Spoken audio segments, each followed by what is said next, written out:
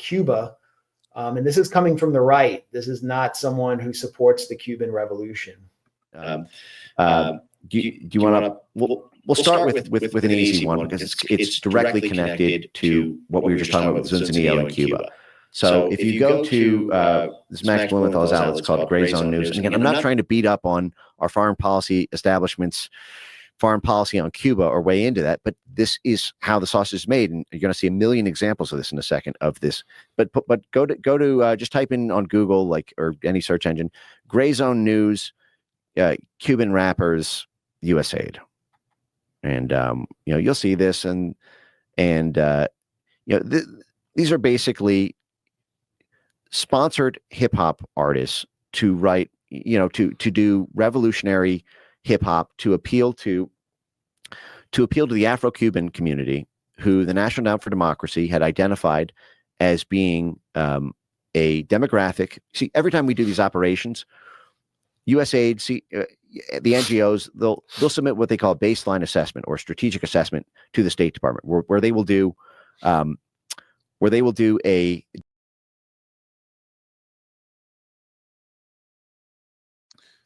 Benz goes on, and he goes on for about an hour about the role of USAID, which is a partner of NED and IRI and the other subsidiaries, in using art, culture, rappers. They funded a rapper named, I think, Tawfiq Ahmed in Bangladesh through the IRI to promote regime change and destabilize governments, and to exploit groups that are, in the words of USAID, referring to Cuba, desocialized youth.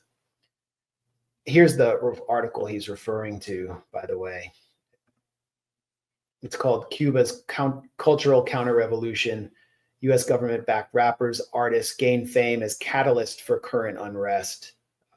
And this surveys the whole history of USAID in Cuba, working with the burgeoning rap culture there, even paying rap promoters and basically putting on concerts inside Cuba behind the cover of Spanish and other rap promoters to make this more popular among Cuban youth.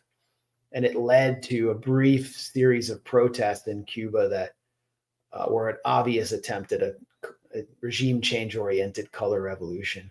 So this is getting out into the mainstream. I think it's the first time that the work that we've been doing since I started the Grayzone as an independent entity in late 2018 on USAID, NED. It's the first time that we're really getting so much traction in the mainstream, and it's under a Trump or a right-wing Trump administration. It's so strange. Not just traction, but we're seeing real material results. Yeah, well, and I think we'll be saying that on a lot of the issues we've covered, including also Russiagate, which again, we were pretty much alone in challenging, and all the other national security state scams and deceptions that we've challenged. Eventually these things can't be contained forever, and the truth gets out. And that's what we're seeing now with the National Endowment for Democracy and USAID.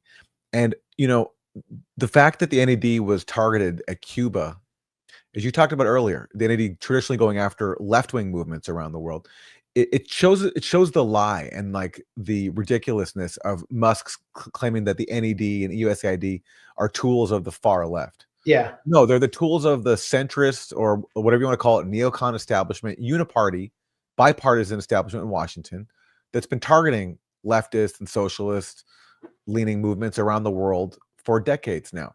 It's the tool of people like this, Victoria Nuland, who's worked for both Republican and Democratic administrations, who was recently named to the board of directors of the NED after leaving her position in the Biden administration, where one of her main tasks was fueling the Ukraine proxy war after helping to back a coup there.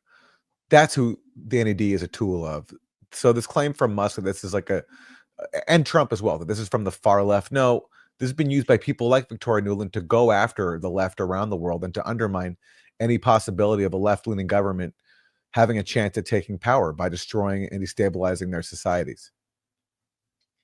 Yeah, they don't understand the difference, and it's a deliberate obfuscation like when the Tea Party would call Obama a socialist for his free market healthcare plan, for example, that was basically a boon to Kaiser Permanente.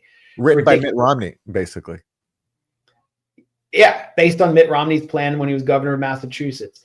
But you also, you have to look deeper into NED to understand that it was funded by people who came out of the Socialist Party USA. Carl Gershman was a Socialist Party USA operative.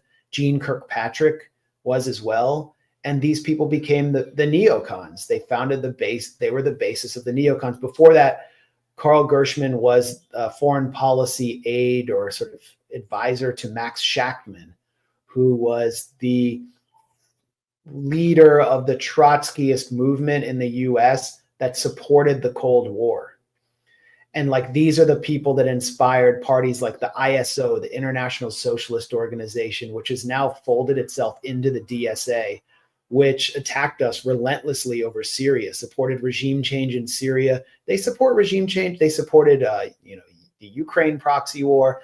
They believe that like the US is an engine for continual revolution, and that the NED, by funding all these groups and promoting freedom, is actually creating revolution. At the Socialist Conference last year, the one in Chicago that Amy Goodman always speaks at, which was the gathering every year of the ISO, an active duty Ukrainian soldier appeared to talk about how Ukraine is fighting for the international left. And what these people represent is what the CIA would call the NCL, or the non-communist left. And that's what the CIA supported when they supported the Paris Review, or the Congress on Cultural Freedom, which was exposed by ramparts on campuses and elsewhere. Gloria Steinem was a leader of it. Is they were supporting basically social democrats who did not oppose imperialism. Yeah. You have the NCL, and then you have like Marxist-Leninists who oppose imperialism. And that's what the CIA has really always sought to neutralize, both domestically in the US and abroad, and especially in Europe during the Cold War. And like Olaf Scholz, the Chancellor of Germany, he really represents the fruit of that effort by the CIA to support the NCL, the non-communist left. And Mike Benz talked about how the CIA would sponsor these cultural conventions of youth. Gloria Steinem would lead them in Europe, of the NCL, to counter the World Youth Communist movement, which the Soviet Union backed, and their massive cultural youth extravaganzas in Europe. And they would even bring out jazz musicians like Louis Armstrong until he realized he was being used by a racist government. It's the same today. Another reason they supported the NCL, by the way, was also to prevent the rise of figures that actually inspired Trumpism, like James Burnham and Pat Buchanan, who come from the kind of isolationist right. So this history is something I've sort of been obsessed with for years, because it really helps me understand why we're in the position we're in the US, where there really is no left, that a coherent, cohesive left outside the Democratic Party that can oppose imperialism in a meaningful way, why socialism is so weak inside the United States, and why it looks like the only traction we've ever been able to get at this movement has come from that part of the right that the neocons have always tried to stifle for so many years. And so the neocons have really suffered the greatest blow from the right while finding traction on the left. And kind of leaves us out in the wilderness, doesn't it? Yeah, well, I mean, it's been happening for a long time. And again, Russiagate played a big part in this. I don't want to get into the tangent, but just enlisting people in a conspiracy theory based on, Cold Warrior jingoism, and this idea that Russia's an enemy, and that therefore anyone who opposes militarism with Russia is a threat to democracy. This whole appropriation of democracy jargon to basically demonize people who favor diplomacy and don't want to have proxy wars abroad.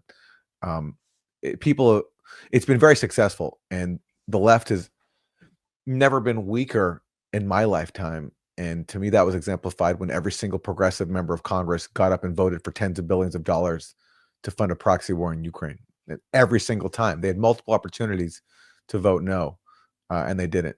And those of us who have not gone along with that have been very, very marginalized. And maybe now, with more sunlight on some of these groups that have been involved in propagandizing Americans, like the NED, which is not just used to destabilize countries abroad, but is used to propagandize Americans by, propping up voices that are deemed to be authentic representatives of countries we're trying to destabilize, like Ukraine. So bringing on Ukrainian voices, like Democracy Now! Did, that oppose any diplomacy and want to have continued war.